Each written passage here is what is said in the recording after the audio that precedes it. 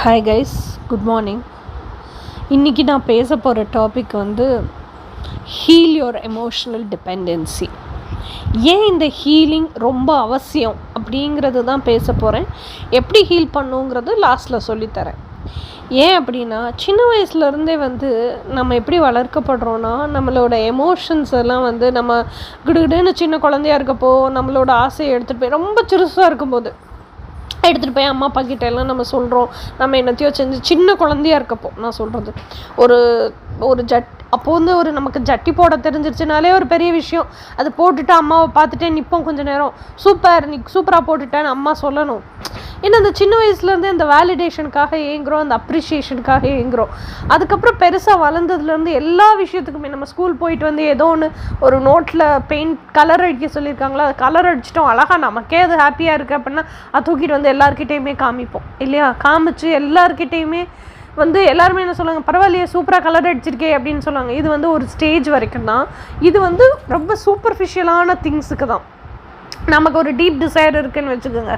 Okay, அதை நம்ம அம்மா அப்பா கிட்ட சொல்லும்போது we will never be appreciated. இன்னொரு விஷயம் என்னன்னு சொன்னால், அதில் நம்மளை ரிஜெக்ட் பண்ணிடுவாங்க. ஸோ சின்ன வயசுலேருந்தே அந்த fear of rejection, fear of abandonment இதுலேயே தான் வளர்கிறோம், இதுலேயே தான் வாழவும் செய்கிறோம். ஓகேயா? ஆனால் இன்னொன்று என்ன நடக்குது அப்படின்னா, சின்ன வயசுலேருந்து நம்ம எப்படி சொல்கிறது,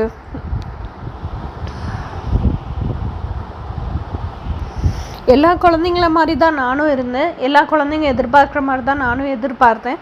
ஆனால் என்கிட்ட ஒரு விஷயம் என்ன இருந்துச்சுன்னா, அந்த சின்ன வயசுலேயே ஒரு உண்மையான ஒரு கனெக்ஷன் இல்லை, இன்டெப்த்தான ஒரு கனெக்ஷன் இல்லை. இப்போ பெருசானதுக்கப்புறம் நான் யோசிக்கும் போது என்னால் புரிஞ்சுக்க முடியுது, சின்ன வயசுலேயே நம்மளால் என்ன பண்ண முடியுதுன்னா, இப்போ அம்மாவே ரொம்ப சோகமாக இருக்காங்க, வீட்டில் உம்முன்னு இருக்காங்க அப்படின்னு சொன்னால் நம்மளால் அந்த எனர்ஜியை பிக் பண்ண முடியுது, அந்த வைப்ரேஷனை சென்ஸ் பண்ண முடியுது. சம்திங் ராங் வித் அம்மா அப்படின்னு, அம்மா ஏனோ சோகமாக இருக்காங்க அப்படிங்கிறத பிக் பண்ண முடியுது. எப்போ எல்கேஜி யூகேஜிலேயே. அப்போது நம்ம ஃப்ரெண்ட்ஸையும் நம்ம அப்படி தானே செலக்ட் பண்ணியிருப்போம். ஸோ நம்ம எதிர்பார்க்குற அந்த கேரக்டரிஸ்டிக்ஸ் அந்த பர்சன் கிட்ட இல்லைன்னா நம்மளால் அந்த பர்சன் கூட ஃப்ரெண்டே ஆயிருக்க முடியாது. ஸோ நான்லாம் இந்த மாதிரி தான் சின்ன வயசுலேருந்தே யாரு கூடயுமே என்னால் க்ளோஸ் ஆக முடியல. நான் 5வது வரைக்கும் ஒரு மெட்ரிகுலேஷன் ஸ்கூலில் படித்தேன். 6வதுலேருந்து ஒரு ஸ்டேட் போர்ட் ஸ்கூலில் படித்தேன். 5வது வரைக்கும் இருக்க மெட்ரிகுலேஷன் ஸ்கூலில் I never had friends at all. பேசவே மாட்டேன், யாரும் பேசக்கூட மாட்டாங்க. அதாவது 6வதுக்கு அப்புறமா தான் ஐ நெவர் ஹேட் ஃப்ரெண்ட்ஸு. ஆனால் என்னென்னா, சும்மா ஒரு சூப்பர்ஃபிஷியலாக அரட்டை அடிக்கிறதுக்காக ஆட்கள் இருந்தாங்க. ஆனால் 5வது வரைக்கும் எனக்கு ஜஸ்ட் அரட்டை அடிக்கிறதுக்கு கூட ஆள் கிடையாது. ஆனால் என்ன சொல்கிறது, அதனாலேயே தான் ஒரு கற்பனை கதாபாத்திரத்தை உருவாக்கி அந்த கற்பனை கதாபாத்திரத்துக்கிட்டே சொல்லிட்டு பேசிக்கிட்டு அந்த லைஃபே வாழ்ந்துட்டு இருந்தேன். அந்த ட்ரீம் லேண்டுக்குள்ளேயே தான் இருப்பேன். I never came out of that dream land. வருவேன், அம்மா இப்போ ஸ்கூல் முடிஞ்சிச்சு வீட்டுக்கு வந்தேன் அப்படின்னு சொன்னாலும் ஹோம்ஒர்க் எழுதுவேன். அப்புறம் அம்மா அப்பா ஏதாவது சொல்லுவாங்க, டிவி பார்ப்பேன், இப்படி டைம் போயிடும். அப்போல்லாம் அந்த வெள்ளிக்கிழமை தூர்தர்ஷன், எதிரொலி இதெல்லாம் இருக்கும். அப்புறம் ஞாயிற்றுக்கிழமை ஒரு நாள் படம், சனிக்கிழமை ரீஜனல் லாங்குவேஜ் படம். ஸோ இதுக்காகவே காத்திருந்த நாட்கள் எல்லாம் உண்டு. ஹோம்ஒர்க் எழுதணும், அம்மா கிட்ட ஒப்பிக்கணும். டைரியில் அப்போல்லாம் எழுதி விடுவாங்க என்னென்ன நடத்துனாங்கன்னு. நம்மளே வீட்டுக்கு சொல்கிற பழக்கம் இருந்துச்சு, இதெல்லாம் நடந்துச்சு ஸ்கூலில் அப்படின்னு சொல்லிட்டு. ஸோ இந்த மாதிரி ஒரு சிஸ்டத்தில் எனக்கு ஸ்கூல்லன்னு பெஸ்ட்டு ஃப்ரெண்டு யாருமே கிடையாது. ஓகே, அதுக்கப்புறம் 6த்துக்கு அப்புறம் வேறு ஒரு ஸ்கூலில் சேர்ந்தேன். 6த்துக்கு அப்புறம் வேறு ஒரு ஸ்கூலுக்கு வந்ததுக்கப்புறம் அந்த ஃபஸ்ட்டு படித்த 5வது வரைக்கும் படித்த ஸ்கூலில் எல்லாமே பிராமின் கூட்டம். It was a hi fi matriculation school. 6த்துக்கு அப்புறம் படித்தது அதே ஆட்களினுடைய state board school, higher secondary school. அதனால் அங்கே லோவர் மிடில் கிளாஸ் பசங்கள்லாம் சேர்ந்தாங்க. So I felt so convenient. ஏன்னா அங்கே I was a celebrated person. ஆனாலுமே நான் எக்ஸ்பெக்ட் பண்ணுற குவாலிட்டிஸோடு இருக்கிற எந்த பர்சனையுமே நான் பார்க்காததுனால என்னால் க்ளோஸ் ஆக முடியல. But still I used to chat. எனக்குன்னு ஒரு குரூப் இருந்துச்சு, கும்பல் இருந்துச்சு. தனியாக கேர்ள்ஸில் ஒரு குரூப் இருந்துச்சு, பாய்ஸில் ஒரு குரூப் இருந்துச்சு. அரட்டை பண்ணுவேன், ரொம்ப சுட்டித்தனமாக சுற்றி திரிவேன், எல்லாருக்கும் நல்லா சொல்லி கொடுப்பேன். So it was going on well till 12th வரைக்கும் நான் அந்த கற்பனை கதாபாத்திரத்தையே நினச்சி பார்க்கல. 12th அப்புறம் காலேஜுக்கு வந்தேன். காலேஜ் வந்தாலும் காலேஜில் நம்ம நுழையும் போது அப்போ தான் அம்மா அப்பா, ஸ்கூல் விட்டால் வீடு, வீடு விட்டால் ஸ்கூலு, இந்த லைஃப்பை விட்டே வெளியே போயிருக்கோம். அதுவும் ஹாஸ்டல் வேறு. ஸோ அப்போ தான் புதுசாக உலகத்தையே புதுசாக பார்க்குற மாதிரி இருந்துச்சு எனக்கு. அப்போ வந்து எந்த ஒரு சிந்தனையுமோ இல்லை வேறு எதுவுமே இல்லை. அப்போ வந்து அவஸ் லைக் அப்போ தான் சுதந்திர காத்தியே சுவாசிக்கிறோம் இல்லையா.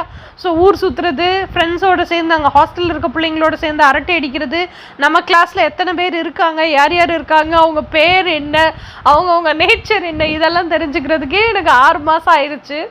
அதுக்கப்புறம் எக்ஸாமு, கோட்டா முடிக்கணும், first year second year medical college இல்லையா, பிரேக் செமஸ்டர் இதெல்லாம் இருந்தனால my concentration was completely on studies, paper presentation, அதுக்காக இன்ஃபோ கலெக்ட் பண்ணுறது, லைப்ரரி இப்படியே போயிடுச்சு.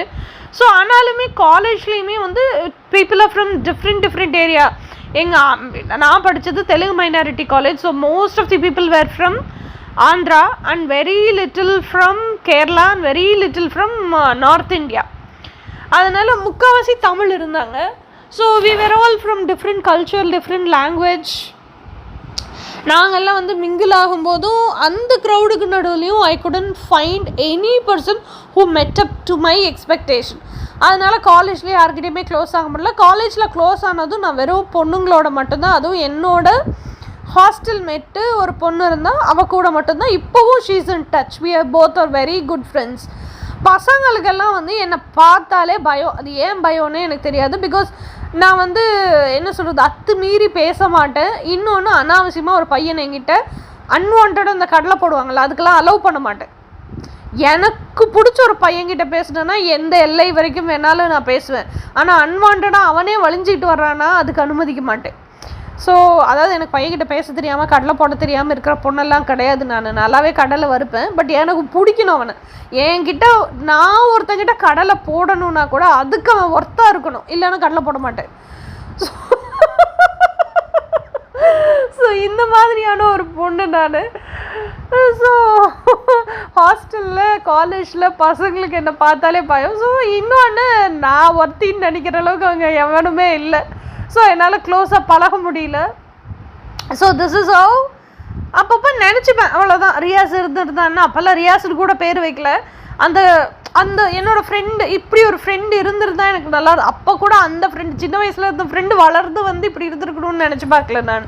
அந்த ஃப்ரெண்டு இருந்திருந்தால் நமக்கு நல்லா இருந்திருக்கும்ல. இந்த காலேஜில் 2 பேரும் சேர்ந்து உண்டு இல்லைன்னு கலக்கியிருப்போம்ல அப்படின்னு நினச்சிருப்பேன். அவ்வளோதான். அதை நினச்சிக்கிறதோடு அப்படியே விட்டுடுவேன்.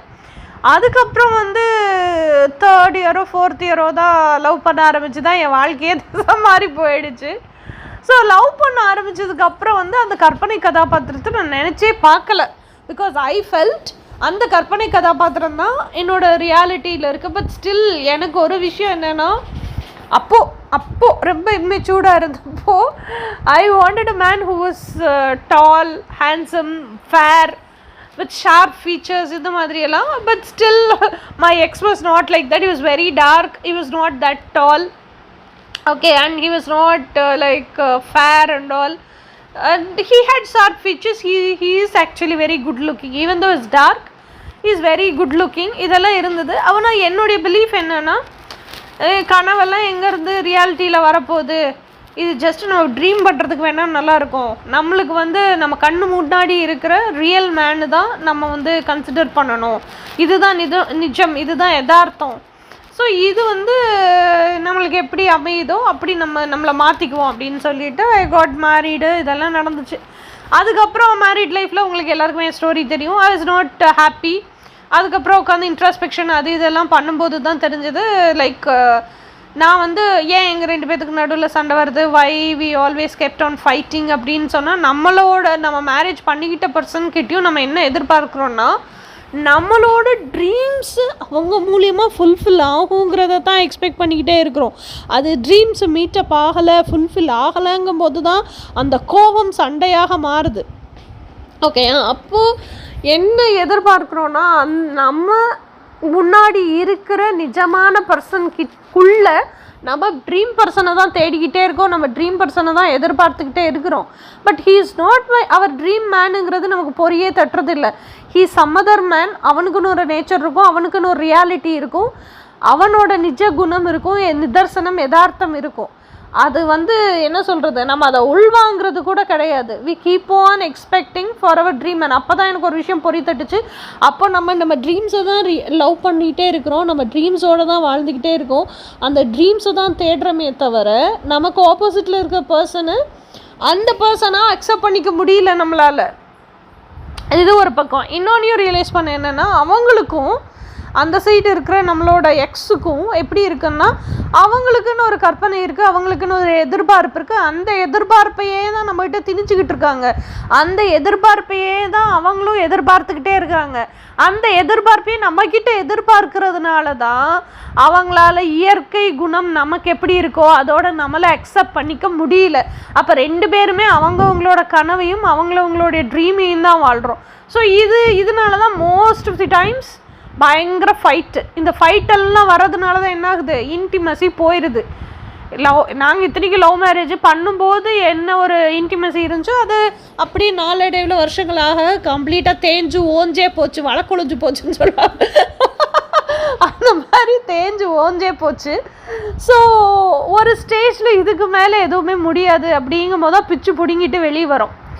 Okay, so this is all. இதெல்லாம் இப்போ எதுக்கு சொல்கிறேன் அப்படின்னா, எனக்கு வந்து ஒரு ஸ்டேஜில் அவங்க கூட இருக்கும்போதே எனக்கு தெரிஞ்சு போச்சு,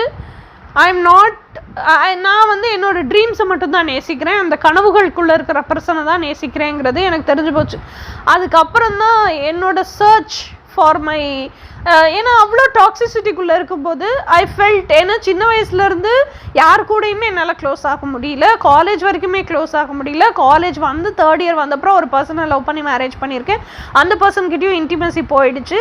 பிகாஸ் என்னோடய எக்ஸ்பெக்டேஷன்ஸ் அங்கே இல்லை, அதனால என்னால் க்ளோஸ் ஆக முடியல. அவங்களோட எக்ஸ்பெக்டேஷன்ஸுக்கு தகுந்த மாதிரியும் நான் இல்லை. ஸோ எங்கள் 2 பேத்துக்கு நடுவில் அந்த கோர் வேல்யூஸ் மேட்ச் ஆகலை, 2 பேத்துக்கு நடுவில் மிஸ் அண்டர்ஸ்டாண்டிங் வந்துருச்சு, நிறைய சண்டைகள் வந்துருச்சு, நிறைய கேப் விழுந்துருச்சு. ஸோ 2 பேருமே வந்து எப்படி சொல்கிறது, so I fell so lonely. அத்தனை பேருக்கு நடுவில் இருந்தாலும் ஐ ஃபெல் ஸோ லோன்லி. திருப்பி இந்த கற்பனை கதாபாத்திரத்தையே நான் அப்போ தான் திருப்பி கொண்டு வரேன். என்ன கொண்டு வரேன்னா, இவன் இருந்திருந்தா இந்நேரம் வளர்ந்துருந்தான்னா, ஒரு ஃபிசிக்கல் உருவமாக இருந்திருந்தான்னா என் கூட இருந்திருப்பானே, என்னை நல்லா பார்த்துருப்பானே, அட்லீஸ்ட் எனக்கு ஒரு ஃப்ரெண்டாவது சப்போர்ட் பண்ணியிருப்பானே அப்படின்னு 24/7 அந்த கற்பனை கதாபாத்திரத்தையே ஏங்கிக்கிட்டு இருக்கேன், யோசிச்சுக்கிட்டு இருக்கேன். அப்போ தான் வந்து அந்த சின்ன வயசுலேருந்து நான் நினச்சதெல்லாம் அந்த நைட்டு தூங்கும்போது ஒரு வீடியோ படம் மாதிரி ஃபுல்லாக நைட்டு ஃபுல்லாக ஓடுது, தூக்கத்துலேயே பார்த்துக்கிட்டு இருக்கேன். இதெல்லாம் தூக்கத்துலேயே பார்த்துட்டு அதுக்கப்புறம் தான் அவன் தண்ணிக்குள்ளே விழுந்து அந்த சஃபர் ஆகும்போது, இதெல்லாம் ஏற்கனவே என்னோடய வீடியோஸ் கேட்டிருந்தீங்கன்னா உங்களுக்கு தெரியும். தண்ணிக்குள்ளே விழுந்து அவனுக்கு நீச்சல் தெரியல, நீந்த தெரியாமல் மேலே வர தெரியாமல் மூச்சு முட்டுது அவனுக்கு. அந்த தண்ணிக்குள்ளே அவன் சஃபர் ஆகிறான். அவன் சஃபர் ஆகும்போது அந்த சஃபர் எனக்கு மூச்சு அடைக்கிற மாதிரி இருந்துச்சு. டபால் வேர்த்து விறுவிறுத்து போய் எந்திரிச்சு உட்காந்ததுக்கப்புறம் தான் தெரிஞ்சிச்சு அதெல்லாம் என் தூக்கத்தில் கனவு, நிஜம் இல்லைன்னு. ஸோ அப்போ தான் ரியலைஸ் பண்ணேன். அப்போயும் ரியலைஸ் பண்ணல, ரொம்ப வருஷம் கழிச்சு தான் ரியலைஸ் பண்ணேன். என்ன ரியலைஸ் பண்ணேன்னா, ஸோ சின்ன வயசில் நான் என்னெல்லாம் கற்பனையாக வச்சுருந்தனோ அது எல்லாமே இப்போ ஒரு மூவி மாதிரி ஃபுல்லாக ரன் ஆகிருக்கு அப்படிங்கிறத ரியலைஸ் பண்ணேன். அப்புறம் தான் ரியலைஸ் பண்ணேன் இன்னொரு விஷயமும், சின்ன வயசுலேருந்து நம்ம கூடயே இருந்திருக்கிறான், ஸ்கூலில் நம்ம கூடயே படிச்சிருக்கிறான், நம்மளுக்கு எல்லாமே சொல்லி கொடுத்துருக்குறான், பயங்கர பெஸ்ட் ஃப்ரெண்டாக இருந்திருக்கிறான், நம்ம மட்டும்தான் அவனோட ப்ரையாரிட்டியாக இருந்திருக்கோம், நம்ம சந்தோஷமாக இருந்தால் நம்மளை சிரிக்க வச்சுருக்கான், நம்மளுக்கு பொய் கதை சொல்லினாலும் நம்மளை ஹாப்பியாக இருக்க வச்சுருக்கான், நம்ம சிரிக்கிறத பார்க்குறதே அவனுக்கு ஃபுல்ஃபில்மெண்ட்டை கொடுத்துருக்கு. இவனோட பேர் என்னன்னு கேட்காம விட்டுட்டவேன் அப்படின்னு சொல்லிட்டு தான் நானே ஒரு பேர் வச்சேன், ரியாஸ் அப்படின்னு சொல்லிட்டு. So this is how story spans out. Okay, அதுக்கப்புறம் அந்த பையன் வளர்ந்து டீனேஜர் ஆகி என்ன மாதிரி என் ஏஜுக்கே வந்து அந்த எனர்ஜியோடையே நான் வாழ ஆரம்பித்தது தான் மை ட்வின் ஃப்ளேம் ஜேர்னி. அது எல்லாருக்குமே தெரியும். இப்போ எதுக்காக இதை சொல்கிறேன்னா, when I was with my X I was completely living with யார் கூட, என்னோட ட்ரீம் பர்சன், என்னோட ரியாஸ் கூடயே தான் வாழ்ந்துட்டு இருந்தேன். ஓகேயா, அதுக்கப்புறம் நான் வெளியே வந்ததும் என்னோட எக்ஸை விட்டு வெளியே வந்து ஃபிசிக்கல் செப்பரேஷன் ஆனப்பையும் ஐ நெவர் நோ அப்படி ஒருத்தன் பிறந்திருக்கானா பிறக்கலையானே தெரியாது. ஸோ என்னை பொறுத்த வரைக்கும் நான் ரொம்ப வருஷத்துக்கு இப்போ ஜஸ்ட்டு ஒரு 1 month பிஃபோர் வரைக்கும் நான் என்ன நினச்சிட்டு இருந்தேன்னா, ஏன்னா இது எனக்கு ரீசன்ட் ரியலைசேஷன், எனக்கே ரொம்ப ஷாக் ஆயிடுச்சு. ஷாக் ஆனதுக்கப்புறம் ஐ felt I have to keep you people informed. அதுக்காக தான் மெயினாக இந்த வீடியோவை ரெக்கார்ட் பண்ணுறேன். நான் என்ன இந்த 1 மாதத்துக்கு முன்னாடி வரைக்கும் என்ன நினச்சிட்ருக்கேன் அப்படின்னு சொன்னால், என் வாழ்க்கை வந்து ஒரு முக்கிய புள்ளி யாருன்னா என்னுடைய அந்த கற்பனை கதாபாத்திரம் ரியாஸ். அவனை சுற்றி தான் ஃபுல்லாக பின்னப்பட்டிருக்கு. என்னுடைய வாழ்க்கையில் எல்லாமே வந்து அவனை மையமாக வச்சு தான் அமைக்கப்பட்டிருக்கு. இப்படியே தான் நான் வாழ்க்கையை வாழ்ந்து வந்திருக்கேன். எனக்கு எப்போ கேட்டாலும் எனக்கு என்னோட எவ்ரிதிங் அப்படின்னு கேட்டால் ரியாஸ் அப்படி தான் சொல்லுவேன் நான். ஸோ ஸ்டில் இட் இஸ், நான் என்ன சொல்லலை, இப்படியே தான் நான் வாழ்ந்து வந்திருக்கேன். ஸோ எனக்கு வந்து நான் நிறைய கஷ்டம் இப்போ சொல்லும்போது எல்லாம் சிரிச்சுட்டு சொல்கிறேன், எல்லாம் பண்ணுறேன். But I crossed through so many things. இப்போ வந்து I become a chill pill baby, I become very cool. எல்லாமே கடந்து வந்து ஓகே இதெல்லாம் இப்படி தான், உலகம் இப்படி தான் இயங்கும். இப்போ வந்து எதுக்குமே என்கிட்ட சோகம் இல்லை, எதுக்குமே என்கிட்ட வருத்தம் இல்லை. I am just happy with my self. I am எப்படி சொல்கிறது, ஹாப்பிங்கிறத தாண்டி ஐ am very peaceful and com. அதனால எனக்கு இதை சொல்லும் போதெல்லாம் வருத்தம் வரலை. நம்ம இப்படியெல்லாம் இருந்திருக்கோம் அப்படின்னு கதை மாதிரி தான் எனக்கு சொல்ல தோணுது. பட் ஸ்டில் உங்களுக்கு என்னோட என்ன சொல்கிறது, என்ன மாதிரி நீங்கள் எல்லாம் இதை கேட்குறவங்க எல்லாமே இந்த ஜேர்னியை க்ராஸ் பண்ணி வந்திருப்பீங்க. ஸோ அதனால் இதை உங்களால் புரிஞ்சுக்க முடியும் அப்படிங்கிறதுனால I'm just telling it like a story. So cross பண்ணி வந்ததுக்கப்புறம் இது எல்லாமே என்னோட ட்வின் ஃப்ளேம் அதுக்காக அவ்வளோ டெஸ்பிரேட்டாக இருந்திருக்கேன், அவ்வளோ அழுதுருக்கேன். எவ்வளோ அழுதுருக்கேன்னு கண்ணீரே வத்தி போகிற அளவுக்குலாம் அழுதுருக்கேன். 4 நாள் 5 நாள் பெட்டு விட்டு எந்திரிக்காமல்லாம் இருந்த அளவுக்கு அழுதுருக்கேன். ஸோ இன்றைக்கி நினச்சோம்னா இந்த ஐஸ்வர்யாவும் அன்றைக்கி அப்படி அழுதுன்னு எனக்கு தோணுது. பட் ஸ்டில் எல்லாமே மாற்றம் ஒன்று மட்டும்தான் மாறாதது. அது வந்து என் லைஃப்பில் எப்போவுமே நான் எக்ஸ்பீரியன்ஸ் பண்ணிகிட்டே இருக்கேன். ஸோ என்னாச்சு அப்படின்னு சொன்னால் இது எல்லாமே இப்போது என்னோட ட்வின் ஃப்ளேம் தான் எனக்கு எல்லாமேன்னு சொல்லிட்டு அந்த ட்வின் ஃப்ளேமுக்காகவே விஷுவலைசேஷன்ஸ் எல்லாம் க்ரியேட் பண்ணி லவ் லிஸ்ட் எழுதி அத்தனை பிரயர்த்தனம் பண்ணி அவ்வளோ என்ன சொல்கிறது ட்வின் ஃப்ளேம் ஜேர்னிக்குள்ள என்ட்ராகி இன்னர் ஒர்க்கு ஃபுல்லாக பண்ணி விஷுவலைசேஷன் எல்லாம் பண்ணி என் ட்வின் ஃப்ளேமையும் மேனிஃபெஸ்ட்டும் பண்ணிட்டேன்ப்பா. ட்ரூ ட்வின் ஃப்ளேமையும் மேனிஃபெஸ்ட் பண்ணிட்டேன். ட்ரூ ட்வின் ஃப்ளேமை மேனிஃபெஸ்ட் பண்ணி அவங்க கூட வாழ்ந்தாச்சு. ஆனாலும் எனக்கு நிறைவு கிடைக்கல. அப்போ தான் எனக்கு பொறி தட்டுது, ஏன் நம்ம சந்தோஷமா இல்லை. ட்வின் ஃப்ளேம் வந்து என்னோட ட்வின் ஃப்ளேம் எப்படின்னா அவன் வந்து எப்படின்னா he will not tell I love you, அதை வந்து ஆக்ஷனில் இருக்கும். he will not tell I am committed to you, அதுவும் அவன்கிட்ட ஆக்ஷனில் இருக்கும். அவன் வந்து எந்த பொண்ணுக்காகவுமே அந்த பொண்ணை தேடி அவன் போனதே கிடையாது. என்னை தேடி மட்டும்தான் அவன் வந்திருக்கான், என் கூட மட்டும்தான் அவன் ஸ்டே பண்ணியிருக்கான், எனக்காக மட்டும்தான் நிறைய விஷயங்கள் அவன் செஞ்சுருக்கான். ஸோ எனக்கு என்னோட லவ் லிஸ்ட்டில் இருந்த 61 பாயிண்ட் அவன் ஒருத்தங்க கூட மட்டும்தான் மேட்ச் ஆகும். பிகாஸ் சின்ன வயசுலேருந்து நிறைய ஆண்களை கடந்து வந்துட்டேன்னா எவன் கூடயுமே எனக்கு ஒத்து போகலை. என்னோட எக்ஸ்பெக்டேஷனுக்கு அவன் ஒர்த்து இல்லை அப்படின்னு நிறைய பேரை நான் ரிஜெக்ட் பண்ணியிருக்கேன். அதாவது பார்த்த எல்லாரும் இவன் ஒருத்தங்கிட்ட மட்டும்தான் அது எல்லாமே ஃபுல்ஃபில் ஆச்சு. ஸோ ட்வின் ஃப்ளேமையும் மேனிஃபெஸ்ட் பண்ணியாச்சு. ஆனால் என்னன்னா என் வாழ்க்கையே ட்வின் ஃப்ளேமு தான், அவனை சுற்றி தான் எல்லாமே இருக்குது, அவன் தான் என் வாழ்க்கையினுடைய மைய புள்ளின்னு நினச்சிக்கிட்டு இருந்த நான் அவனோட வாழ்ந்ததுக்கு அப்புறமும் நான் சந்தோஷமாக இல்லை. ஐ ஸ்டார்டட் டு திங்க், ஏன் நான் சந்தோஷமாக இல்லை அப்படின்னு சொல்லிட்டு. அதுக்கப்புறம் தான் எனக்கு ஒரு விஷயம் தோணுச்சு. என் ட்வின் ஃப்ளேம் என் லைஃப்குள்ளே வந்ததுக்கப்புறமும் அவனுக்குன்னு இருக்கிற பவுண்ட்ரியை நான் க்ராஸ் பண்ணி அவனை வயலேட் பண்ணக்கூடாது. அவனுக்குன்னு இருக்கிற டயத்தை நான் வந்து என்ன சொல்கிறது அர்ஜ் பண்ணக்கூடாது. ஸோ இதெல்லாம் வந்து என்ன சொல்கிறது எமோஷ்னலாக ட்வின் ஃப்ளேம் கான்செப்டில் இன்னொன்று என்ன, அதில் தான் இந்த ட்வின் ஃப்ளேமு சோல்மேட் எல்லாம் கொஞ்சம் வித்தியாசப்படுது, நிறையவே வித்தியாசப்படுது. அப்படி வச்சுக்கோங்க. ட்வின் ஃப்ளேம் கிட்ட வந்து நீங்கள் அவங்கக்கிட்ட போய் நெய்ன்னு கிளிங்கியாக இருந்தீங்கன்னு வச்சுக்கோங்களேன். ட்வின் ஃப்ளேம் கிட்ட உங்களோட ஹாப்பினஸோட சோர்ஸை உங்கள் ட்வின் ஃப்ளேம் ஆக்குனீங்க, ரொம்ப அட்டாச்சாக இருந்தீங்க அப்படின்னா it's a repulsive energy. Twin flame வந்து அனாய்ட் ஆயிடுவாங்க, இரிட்டேட் ஆயிடுவாங்க. உங்களுக்குள்ளே இருந்தே அந்த எனர்ஜியை அவங்களால ஃபீல் பண்ண முடியும். உங்கள் கூட ட்வின் ஃப்ளேம் இருக்காங்கன்னாலும் அப்போவும் அவங்களால அந்த எனர்ஜியை ஃபீல் பண்ண முடியும். ரொம்ப காண்டாயிடுவாங்க. ஓகே, அப்போது ட்வின் ஃப்ளேம் கான்செப்டில் ட்வின் ஃப்ளேம் ஜேர்னிலேயே you have to be very very independent and ஃப்ரீடம்ஃபுல்லுங்கிறது வந்து இட்ஸ் நாட் ஒன்லி ஃபினான்ஷியலாக, ஸ்பிரிச்சுவலாக, ஃபிசிக்கலாக, அதாவது சொசைட்டலாக இந்த ஃப்ரீடம் மாத்திரம் இல்லை, எமோஷ்னலாகவும் யூ ஹாவ் டு பி ஃப்ரீடம்ஃபுல். அப்படி இருந்தால் மட்டும்தான் இந்த ட்வின் ஃப்ளேம் கனெக்ஷன் மேஜிக் மாதிரி வேலை செய்யும். இல்லைன்னா ட்வின் ஃப்ளேம் கனெக்ஷன் கார்மிக்கை விட மோசமாக இருக்கும். ஓகே, ஸோ அப்போது எனக்கு வந்து அந்த நிறைவு கிடைக்கல. என்னடா நான் மெசேஜ் அடித்தா இவன் ரிப்ளை பண்ண மாட்டேங்கிறான், மெசேஜே இன்றைக்கி அடித்தா 2 நாள் கழித்து பார்க்குறான். ஆனால் ட்வின் ஃப்ளேம் கனெக்ஷன் என்ன சொல்லுது அப்படின்னு சொன்னால், நானுமே எக்ஸ்பீரியன்ஸ் பண்ணியிருக்கேன் இதை. You are not suppose to என்ன சொல்கிறது, எதுக்கு அந்த ஃபோனை வச்சுட்டு நீங்கள் பார்த்துட்டே இருக்கீங்க அப்படின்னா உங்களுக்கு வேறு வேலை வெட்டி இல்லை, பொழப்பு இல்லை. அதனால் அந்த ஃபோன் எடுத்து எப்போ பார்த்தாலும் சோஷியல் மீடியாவுக்குள்ளே போய் நோண்டிக்கிட்டே இருக்குது. இன்ஸ்டாகிராம் போனாலும் அவன் இன்ஸ்டாகிராமுக்கு வந்திருக்கானா, அவன் ப்ரொஃபைல் அதாவது அந்த ஸ்டேட்டஸ் காமிக்கும்ல ஆக்டிவ் நவ் இல்லை 1 hour பிஃபோர், அது என்னமோ காமிக்குமே 1 hour active yesterday active today இந்த மாதிரிலாம் காமிக்கும்னு நினைக்கிறேன். எனக்கு அந்த மாதிரி தான் பார்த்தேன் ஞாபகம்.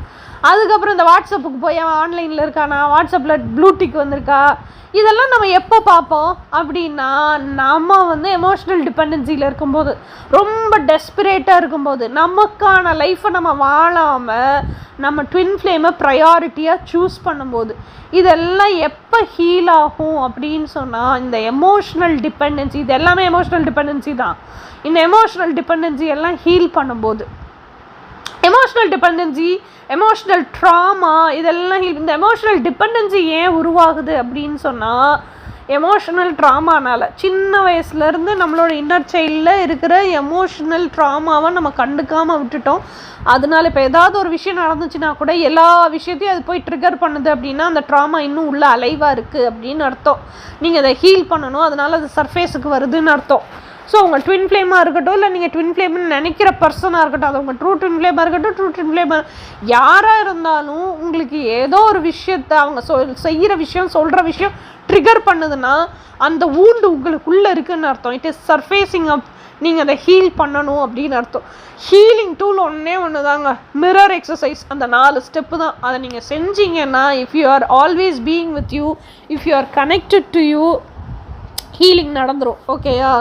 ஸோ இந்த எமோஷ்னல் டிபெண்டன்சியை ஹீல் பண்ணுறதுக்கு தான் உங்களால் முடியல, எங்கேயோ ஏதோ ஒன்று மிஸ்ஸிங்காக இருக்குது, என்னால் நானே எனக்கு பண்ணிக்க முடியலன்னு நினச்சிங்கன்னா நம்மக்கிட்ட ஜஸ்ட் 5 வீடியோ தான் இருக்குது. அதை வாங்கி பார்த்துட்டு ஃபஸ்ட்டு வீடியோலேருந்து லாஸ்ட் வீடியோலேருந்து ஃபுல்லாக ஹோம் ஒர்க்கு தான்.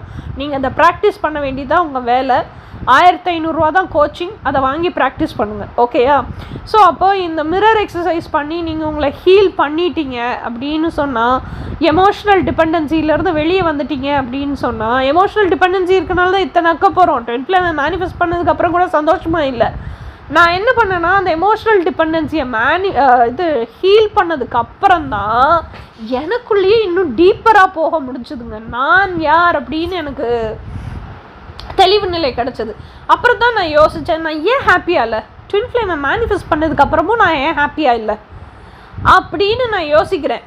யோசித்தா எனக்கு என்ன இருக்குன்னா, எனக்குள்ளே என்ன சொல்கிறது, அந்த ஃபியர் ஆஃப் அபேண்டன்மெண்ட் இருந்துகிட்டே இருக்குது. என் ட்வின் ஃப்ளேம் என்னை விட்டு போயிடுவானோ, நான் என் ட்வின் ஃப்ளேமை லூஸ் பண்ணிடுவானோ, இந்த ஒரு ஃபியர் ஆஃப் அபேண்டன்மெண்ட்டு இருந்துக்கிட்டே இருக்குது. அதனால தான் எமோஷ்னல் டிபெண்டன்சியும் இருந்துக்கிட்டே இருக்குது. ஸோ அந்த எமோஷ்னல் டிபெண்டன்சி எப்போ ஹீல் பண்ணுறோமோ அப்போ இந்த fear of abandonment, fear of rejection இது எல்லாமே ஆட்டோமேட்டிக்காக ஹீல் ஆயிடுது. ஸோ அப்போ அதுக்கு மேலே அந்த ஃபியரே இல்லாதப்போ நீங்கள் ஏன் கிளிங்கியாக இருக்க போகிறீங்க ஒருத்தங்கிட்ட? அவன் இருந்தாலும் நான் ஹாப்பியாக தான் இருப்பேன், அவன் இல்லாட்டாலும் நான் ஹாப்பியாக தான் இருப்பேன். நீங்கள் அந்த கோர்ஸை வாங்கி படிங்க, யூ வில் நோ. ஏன் நான் இதை சொல்கிறேன், அந்த கோச்சிங்கில் எல்லாமே இன் டீட்டெயில் நான் சொல்லியிருக்கேன். ஓகேயா? ஆனால் இப்போ எனக்கு நடந்த ரிவலேஷன் என்ன அப்படின்னு சொன்னால், 1 மாதத்துக்கு முன்னாடி நான் இந்த எமோஷ்னல் டிபெண்டன்சி எல்லாம், எமோஷ்னல் ட்ராமாஸ் எல்லாத்தையுமே ஹீல் பண்ணதுக்கப்புறம், ஏன்னா அதை ஹீல் பண்ணுற வரைக்கும் நம்ம என்ன பண்ணுவோன்னா அந்த இடத்தோடு அப்படியே பிளாக் ஆகிருக்கும். நம்மளோட இன்னர் ஜேர்னி அந்த இடத்தோட அந்த ஒரு லேயர் போட்ட மாதிரி அதுக்குள்ளே ஹார்ட் இன்னும் டெப்த் இருக்கும். நம்மளோட ஆன்மாக்குள்ளே இன்னும் உள்ளே பயணிக்கிற ஆழம் தூரம் நிறைய இருக்கும். ஆனால் இந்த பிளாக், எமோஷ்னல் டிபெண்டன்சிங்கிற பிளாக் என்ன பண்ணிடும், அதோட நம்ம பாதையை மறிச்சிருது, பிளாக் பண்ணிடுது. அதை தாண்டி நம்ம உள்ள ஆழத்துக்கு போக முடியாது. அப்போ நம்மளுக்கு என்ன தோணும், அது வரைக்கும் இருக்கிற நான் யாரோ, அந்த பிளாக்டு ஏரியா வரைக்கும் இருக்கிற நான் யாரோ அதுதான் நமக்கு தெரியும். உண்மையான ஐஸ்வர்யா, உண்மையான மிஸ்டி யாருன்னே எனக்கு தெரியல.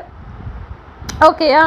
அப்போ அது வரைக்கும் இருக்க ஐஸ்வர்யா தான் நான் என்ன நினச்சிட்ருக்கேன் அப்படின்னு சொன்னால், ஓஹோ நான் அப்போ தான் ஆராய்ச்சி பண்ணவே ஆரம்பிக்கிறேன். நம்ம ஏன் சந்தோஷமாக இல்லை, நம்ம ட்வின் ஃப்ளேமை மேனிஃபெஸ்ட் பண்ணிட்டோமே, நம்ம ட்வின் ஃப்ளேமும் நம்மளை நல்லா பார்த்துக்கிறான், நம்ம ட்வின் ஃப்ளேம் கூட இருக்கோம், ஹாப்பியாக இருக்கும், ட்வின் ஃப்ளேம் பக்கத்துலேயே இருக்கும்போதும் ஹாப்பியாக தானே இருக்கிறோம், இதெல்லாம் யோசிச்சுட்ருக்கேன். பட் ஸ்டில் ஆனால் நான் உண்மையிலே ஹாப்பியாக இல்லை. ஏன் நம்மளால் ஹாப்பியாக இருக்க முடியல அப்படின்னு யோசிக்கும் போது தான் எனக்கு பொறி தட்டுச்சு. நான் என் ட்வின் ஃப்ளேமே ப்ரையாரிட்டைஸ் பண்ணிகிட்ருக்கேன், நம்பர் 1. அடுத்த விஷயம், எல்லாமே என்னோட ட்ரீம்ஸை நான் வாழவே இல்லை. நான் யாருன்னதுக்கு முழுசாக எனக்கு தெரியல. ஆனால் இந்த எமோஷ்னல் டிபெண்டன்சியை ஹீல் பண்ணி என்னோடய ட்வின் ஃப்ளேம் எல்லாம் மேனிஃபெஸ்ட் பண்ணி அவனோட அந்த வாழ்க்கையும் வாழ்ந்ததுக்கு அப்புறம் நான் ஏன் ஹாப்பியாக இல்லைன்னு யோசிக்கிறேன் பாருங்கள். அப்போ தான் எனக்கு பொறி தட்டுது. அப்போ நமக்கு நம்ம பிடிச்சதை வாழலையா அப்படிங்கிற அடுத்த கொஷின் வருது. இது எமோஷ்னல் டிபெண்டன்சியை ஹீல் பண்ணினா மட்டும்தான் இதுக்குள்ளேயே போக முடியுங்க. இல்லைன்னா எமோஷ்னல் டிபெண்டன்சிங்கிற அந்த பிளாக்ல இருந்தீங்கன்னா அந்த பிளாக் வரைக்கும் நீங்கள் யாரோ அதுதான் உங்களுக்கு தெரியும். ஓகேயா? ஸோ எனக்கு அந்த டெஸ்பிரேட்னஸ்லேயே இருப்பீங்க. எனக்கான ஆண் எனக்கு வேணும், எனக்கான என்னோடய ட்வின் ஃப்ளேம் வேணும், நான் என் ட்வின் ஃப்ளேம் கூடயே வாழணும், என் ட்வின் ஃப்ளேம் தான் என் உலகம், நான் எப்படி பைத்தியக்காரித்தனமாக சுற்றிட்டு இருந்தேன் அந்த மாதிரி தான் நீங்களும் இருப்பீங்க. But that is not the truth. அதுக்காக தான் இந்த வீடியோவே. That is not the truth. உங்கள் எமோஷ்னல் டிபெண்டன்சியை ஹீல் பண்ணிங்கன்னா மட்டும்தான் ட்ரூத் என்னன்னே உங்களுக்கு தெரியும். அதையும் தாண்டி ஏதோ ஒரு விஷயம் இன்னும் உள்ள ஆழத்தில் இருக்குது, அது மட்டும்தான் உங்களை சந்தோஷப்படுத்த முடியும், அது மட்டும்தான் உங்களை நிறைவு செய்ய முடியுங்கிறதே அதுக்கப்புறம் தான் தெரியும். அப்போ தான் யோசிக்கிறேன். அப்போ தான் நான் என்ன எனக்குள்ளேயே கொஷினை கேட்டுக்கிறேன்னா, அப்போ எனக்கு பிடிச்சதை நான் வாழலையா? எனக்கு பிடிச்சதை வாழ்ந்தால் நான் சந்தோஷமாக தானே இருப்பேன். நம்ம ட்வின் ஃப்ளேம் தானே நமக்கு பிடிக்கும்னு நினச்சிக்கிட்டே இருக்கோம். அதை வாழ்ந்தும் நம்ம சந்தோஷமாக இல்லை. அப்போ எனக்கு பிடிச்சதை நான் வாழலையா அப்படிங்கிற கேள்வியே அதுக்கப்புறம் தான் எனக்குள்ளே வருது. அப்போது எனக்குள்ளே அந்த கேள்வி வந்தப்போ எனக்கு என்ன தோணுது அப்படின்னா, அதாவது என்ன சொல்கிறது, அப்போ நான் யோசிக்கிறேன், நான் ஆர்ட்ஸ் அண்ட் கிராஃப்ட்ஸ் பர்சன், என்னோடய கோர் வைப்ரேஷனே க்ரியேட்டிவிட்டி, எனக்கு க்ரியேட்டிவிட்டி தான் ரொம்ப பிடிக்கும். இப்படியெல்லாம் நம்மளை பற்றி நம்மளே நினச்சிக்கிட்டு இருக்கோமே, அப்போ அதெல்லாம் உண்மை இல்லையா அப்படின்னு யோசிக்கிறேன். அப்போ தான் எனக்கு தோணுது, எனக்கு ரொம்ப கோபம் வந்துச்சு, இல்லை ரொம்ப சோகமாக இருந்துச்சு, ரொம்ப வருத்தமாக இருந்துச்சு அப்படின்னா எனக்கு நிறைய எழுதுறதுக்கு பிடிக்கும். ஏன்னா சோகம், கோபம், வேகம், ஆத்திரம் இதெல்லாம் ஹெவி எனர்ஜி. எழுதுறது அப்படிங்கிறதும் ஒரு ஹெவியான ஒர்க்கு. எழுதுறதுங்கிறது it's not an easy job. அந்த கோபத்தோடு எழுதுறது, okay, it is also heavy job. So அந்த கோவமாக இருக்கும்போது, ஒரு ஹெவி எனர்ஜி இருக்கும்போது இன்னொரு ஹெவி எனர்ஜியை நீங்கள் பெர்ஃபார்ம் பண்ணுறீங்க. அது மூலியமாக இஃப் யூ ஆர் லெட் கோன்னு வெளியிடுறீங்க, உங்கள் உணர்வுகளை, ஆத்திரத்தை, அந்த நெகட்டிவிட்டியை வெளியிடுறீங்க அப்படின்னா இட் வில் கெட் நியூட்ரலைஸ்ட். அப்போ உங்களுக்குள்ளே இருக்கிற அந்த ஹெவி எனர்ஜி பூரா வெளியேறிடும். ஓகே, அப்போ அந்த ஹெவி எனர்ஜி வெளியேறினப்புறம் நீங்கள் ரிலாக்ஸ் ஆனப்புறம் திருப்பி உட்காந்து ஏன் எழுத போகிறீங்க? ஸோ அப்போ உங்கள் கோபத்தில் மட்டும்தான் உங்களுக்கு எழுத பிடிச்சிருக்கு. தட் இஸ் நாட் யுவர், அது உங்களுக்கு சந்தோஷத்தை கொடுக்க போகிறதில்ல. That is not your fashion. உங்கள் பேஷனுங்கிறது எப்படி இருக்கணும், உங்களுக்கு எப்போவுமே எனர்ஜியை கொடுக்கணும். எவ்வளோ தூரம் செஞ்சாலும் போர் அடிக்கக்கூடாது, சலிக்கக்கூடாது. தட் இஸ் யுவர் பேஷன் இல்லையா? It should give you energy 24/7. அதுக்குள்ளேயே நீங்கள் போதையில் கிடந்தாலும் உங்களுக்கு அது சலிச்சு போகக்கூடாது, தலைக்கு ஏறக்கூடாது போதை. அதுதான் பேஷன். ஓகே, அப்போ யோசிக்கிறேன், அப்போ நம்மளுக்கு ஆர்ட்ஸ் அண்ட் கிராஃப்ட்ஸ் பிடிக்காதா? சின்ன வயசுலேருந்து களிமண்ணில் விளையாடுறதுக்கு நமக்கு ரொம்ப பிடிக்குமே, களிமண் எடுத்து கையில் ஃபுல்லாக பிசைகிறதுக்கு பிடிக்குமே, நிறைய ட்ராயிங் வரைகிறதுக்கு பிடிக்குமே, பெயிண்டிங் வரைகிறதுக்கு பிடிக்குமே. இதெல்லாம் நம்ம இல்லையா அப்படின்னு யோசிக்கிறேன். இதெல்லாம் நமக்கு அப்போ சந்தோஷத்தை தரலையா? இது நான் இல்லையா அப்படிங்கிறதெல்லாம் எமோஷ்னல் டிபெண்டன்சி ஹீல் பண்ணதுக்கப்புறம் தான் உள்ளேயே போக முடிஞ்சிருக்கு. அதுக்கப்புறம் தான் இதெல்லாம் யோசிக்கவே செய்கிறேன். அப்போ தான் எனக்கு ஒரு விஷயம் பொறி தட்டுது, ரொம்ப போர் அடிச்சுது, வேறு செய்கிறதுக்கு என்ன தெரியல, செய்கிறதுனே தெரியல, இல்லை தூங்கி எழுந்திரிச்சிக்கேன், ரொம்ப ரெஃப்ரெஷ்டாக இருக்குது, ரொம்ப ஹாப்பியாக இருக்குது. இந்த மாதிரி எக்ஸ்ட்ரீம் சுச்சுவேஷன்ஸில் தான் நான் இந்த ஆர்ட்ஸ் அண்ட் கிராஃப்ட்ஸே பண்ணியிருக்கிறேன். ஸோ அப்போ ஆர்ட்ஸ் அண்ட் கிராஃப்ட்ஸ் அப்படிங்கிறதும் என்னுடைய போதைக்கான விஷயம் கிடையாது, என்னுடைய பேஷன் கிடையாது அப்படிங்கிறத நான் புரிஞ்சுக்கிறேன். ஐயோ, அப்போ நம்ம காஸ்மெட்டிக்ஸு அது இதெல்லாமே கூட நம்ம ஹாபியை தான் நம்ம ப்ரொஃபஷன் ஆக்கி வச்சுருக்கோம் அப்படிங்கிறது அப்போ தான் எனக்கு பொறி தட்டுது. So my passion is not arts and crafts, my passion is not creativity அப்படின்னு யோசிக்க தோணுது. ஆனாலும் எனக்கு என்ன புரிஞ்சுக்கிறேன் அப்படின்னு சொன்னால் க்ரியேட்டிவிட்டி பேஷன் தான். ஆனால் இந்த ஆர்ட்ஸ் அண்ட் கிராஃப்ட்ஸு இதெல்லாம் எனக்கு எப்போ தோணுதோ, மூடு இருக்கோ அப்போ தான் செய்ய பிடிச்சிருக்கு. அப்போ that cannot be my passion. அப்போ தான் போட்டு மண்டையெல்லாம் பிச்சு யோசிக்கிறேன். எனக்கு ஒரு விஷயம் பொறி தட்டுது என்ன அப்படின்னு சொன்னால், நிஜமான நான் யார் அப்படின்னா ஐ am a very very expressive personality. எனக்கு நானாக இருக்கிறதுக்கு தான் பிடிச்சிருக்கு. இந்த இதை எமோஷ்னல் டிபெண்டன்சி ஹீல் பண்ணதுக்கு அப்புறம் தான் ரியலைஸ் பண்ணுறேன், எனக்கு என் கூட இருக்கிறது மட்டும்தான் கம்ஃபர்டபுளாக இருக்குது, எனக்கு என் கூட இருக்க கம்பேனியன்ஷிப்பு தான் பிடிச்சிருக்கு, எனக்கு என்கிட்டயே எல்லாத்தையுமே பேசிக்கிறதுக்கு பிடிச்சிருக்கு, எனக்கு நானாக இருப்பது ரொம்ப ரொம்ப ரொம்ப பிடிச்சிருக்கு, அனுபவித்து ரசித்து அதை வாழ்கிறேன். நானாக இருந்தேன்னா என் இஷ்டத்துக்கு எந்திரிக்கலாம், இஷ்டத்துக்கு தூங்கலாம், இஷ்டத்துக்கு சாப்பிட்லாம், இஷ்டத்துக்கு சாமிக்கிட்ட பேசலாம். அட் லாஸ்ட் என்ன அப்படின்னா இது எல்லாமே எங்கே கொண்டு போகுது அப்படின்னு சொன்னால், சின்ன வயசில் இதையுமே நான் ரியலைஸ் பண்ணேன். சின்ன வயசில் நான் யார்கிட்டையுமே எக்ஸ்ப்ரெஸ் பண்ணிக்க முடியலனால I am a very very expressive personality. யார்கிட்டையுமே என்ன நான் எக்ஸ்ப்ரெஸ் பண்ணிக்க முடியல. அதனால தான் அந்த கற்பனை கதாபாத்திரத்தையே உருவாக்கி அது கூடயே வாழ்ந்துட்டு இருந்திருக்கேன். அதுக்கப்புறம் 6th மேலே 12th வரைக்கும் என் ஃப்ரெண்ட்ஸ் இருந்தாங்க. அது சூப்பர்ஃபிஷியலாக இருந்துச்சோ இல்லை ஆர்டிஃபிஷியலாக இருந்துச்சோ எல்லாமே டெய்லி பேசிஸில் அரட்டை அடிக்க முடிஞ்சு, மனசில் என்ன தோணுச்சோ அதெல்லாம் வளர முடிஞ்சிச்சு. அதோட அந்த எனர்ஜி வெளியே போயிடுச்சு, விட்டாச்சு. ஸோ நான் எப்படி இருக்கணும், அதை இன்டிமேட்டாக யாரும் இல்லைங்கிறது தான் பிரச்சனையே தவிர நான் என்னெல்லாம் நினச்சேனோ I was able to express. அதனால் அதோடு அது போயிடுச்சு. காலேஜ் வந்ததுக்கப்புறமும் I was not able to express. ஏன்னா என்னுடைய சிந்தனைகள் ரொம்ப ஆழமானது, என்னுடைய சிந்தனைகள் ரொம்ப உயர்வானது, என்னுடைய சிந்தனைகள் ரொம்ப மீனிங்ஃபுல்லான விஷயம். மற்றவங்களுக்கெல்லாம் ஜஸ்ட் எப்படி சொல்கிறது, I felt I was very different from all these people. I was a very old school. மொத்தத்தில் சொல்லணுன்னா I was very old school. So அதனால யார்கிட்டையுமே என்னால் மிங்கிள் ஆக முடியல. I was not able to express any of my feelings to anybody.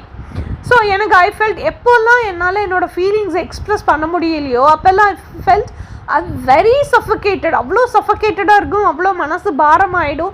யார்கிட்டையாவது சொல்லணும் போல் இருக்கும், ஆனால் யாருமே இருக்க மாட்டாங்க, யார்கிட்ட சொல்கிறதுன்னு தெரியாது எனக்கு.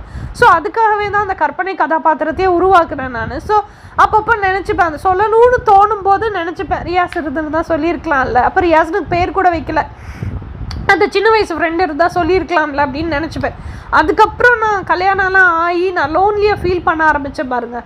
அதுக்கப்புறம் தான் கம்ப்ளீட்டாக இன்னும் டவுட் ரியாஸ் கூடயே வாழ்ந்துட்டு இருந்தேன் பாருங்கள். அப்பவும் எதையுமே என்னோட எக்ஸுக்கிட்டேயோ இல்லை என்னோட எக்ஸோட அம்மாக்கிட்டேயோ யார்கிட்டையுமே குடும்பத்தில் எக்ஸ்ப்ரெஸ் பண்ண முடியல. எனக்கு இது பிடிச்சிருக்கு, பிடிக்கல, எனக்கு இந்த மாதிரி லைஃப் ஸ்டைல் தான் பிடிக்கும், இதுதான் ஆம்பிஷன், இதுதான் எனக்கு கோல்ஸ், நான் இப்படி தான் ஆக விரும்புகிறேன், எதையுமே எக்ஸ்ப்ரெஸ் பண்ண முடியல, டிஸ்கஸும் பண்ண முடியல. So I felt very suffocated. அப்போது எனக்கு பிடிச்சது எல்லாத்தையும் சொல்கிறதுக்கு எனக்கு ஒரு ஆள் தேவைப்பட்டது. ஸோ அப்போ தான் அதுக்கப்புறம் திருப்பி அந்த சின்ன வயசு பையனையே வளர்ந்து பெரிய ஒரு ஆணாக்கி, ஒரு என்ன சொல்கிறது, ட்ரீம் லவராக்கி, அவனுக்கு ரியாஸ்னு பேர் வச்சு எப்படி அந்த கற்பனைக்கு பொட்டு வச்சு பூ வச்சு எல்லாம் பண்ணி அவங்க கூட 24/7 பேசிக்கிட்டே இருந்தேன். So finally it comes to one single root point. என்ன அப்படின்னு சொன்னால் ஐ எம் வெரி எக்ஸ்ப்ரெசிவ். ஓகேயா? ஸோ எக்ஸ்ப்ரெஸ் பண்ணுறதுக்கு ஆள் தேவை. ரியாஸ்னு ஒரு கதாபாத்திரத்தை உருவாக்கி நான் பேசிகிட்டு இருந்தாலும் எவ்ரிதிங் இஸ் வித்தின் மீ, எல்லாமே எனக்குள்ளே தானே இருக்குது. ஸோ அப்போது ஆரம்பத்துலேருந்து என் கூடயே நான் பேசிக்கிட்டே தான் இருந்திருக்கேன். இந்த முட்டாளுக்கு அது புரியவே இல்லை. இப்போ தான் 1 மாதத்துக்கு முன்னாடி புரிஞ்சுது. இது எப்போது எமோஷ்னல் டிபெண்டன்சியெல்லாம் ஹீல் பண்ணதுக்கப்புறம் எனக்கு என் கூட இருக்கிறது தான் ரொம்ப பிடிச்சிருந்துருக்கு. It's not loneliness, it's solitude அப்படிங்கிறதும். அதே மாதிரி ரியாஸினுடைய வாழ்க்கையினுடைய மையம் இல்லை, Riyas is also part of me. நான் தான் என் வாழ்க்கையினுடைய மையம், எனக்கு என்னத்தான் பிடிச்சிருக்கு. அப்போது எனக்கு எக்ஸ்ப்ரெஸ் பண்ணுறது ரொம்ப பிடிச்சிருக்கு. அப்போது அதை வாழ்க்கையாக வாழ்ந்தால் தான் நான் சந்தோஷமாக இருப்பேன். இன்னொன்று டிபெண்ட்டாக இருக்கிறது பிடிக்கல. இப்போ எனக்கு பிடிச்சதெல்லாம் பேசணும். அப்போ இந்த ரியாஸுங்கிற கதாபாத்திரத்தையே நான் ஐ எம் டூ எக்ஸ்ப்ரெசிவ். ரியாஸுங்கிற கதாபாத்திரத்தை எதுக்காக உருவாக்குறேன் அப்படின்னு சொன்னால், இப்போ நான் என் கூடயே பேசினேன் அப்படின்னு சொன்னால் என்ன பண்ண முடியாது. I always wanted to be heard. நான் பேசுகிறத கேட்கணும், நான் என்ன பேசுகிறோனோ நான் எப்படி இருக்கணும் அப்படியே என்னை அக்செப்ட் பண்ணிக்கணும், என்னை அக்னாலஜ் பண்ணணும், என்னை வேலிடேட் பண்ணணும், என்னை அப்ரிஷியேட் பண்ணணும். இதுதான் எனக்கு வேணும். ஓகே, எனக்கு மனசு விட்டு ஒரு ஆள்கிட்ட பேசணும். பேசினாலும் அதெல்லாம் கேட்டுட்டு இந்த விஷயங்களெல்லாம் எனக்கு வேணும். அதுக்காக தான் ரியாஸ்னு ஒரு கற்பனை உருவாக்கி அந்த ரியாஸ்ட்டை நான் பேசுகிற மாதிரி ஒரு கற்பனைகளை க்ரியேட் பண்ணி அது ரியாஸ் எனக்கு நிறைய விஷயங்களை சொல்லி கொடுக்குற மாதிரியும் கற்பனைகளை உருவாக்கியிருக்கேன். அட் லாஸ்ட் இதெல்லாம் எங்கே இருக்குன்னா எல்லாமே எனக்குள்ளே தான் இருக்குது. அந்த செல்ஃப் டாக், என்னோட ஹையர் செல்ஃப் தானே ரியாஸு. இதெல்லாம் எனக்கு அறிவுக்கு தெரிஞ்சாலும் இதெல்லாம் டாட்ஸை கனெக்ட் பண்ணிக்க முடியல. இப்போ இந்த எமோஷ்னல் டிபெண்டன்சியை ஹீல் பண்ணதுக்கப்புறம் அந்த டாட்ஸ் என்னால் கனெக்ட் பண்ண முடியுது. So I am happy with myself. எனக்கு என் கூட இருக்கிறது தான் பிடிச்சிருக்கு, எனக்கு பிடிச்ச மாதிரி வாழ்கிறது தான் பிடிச்சிருக்கு.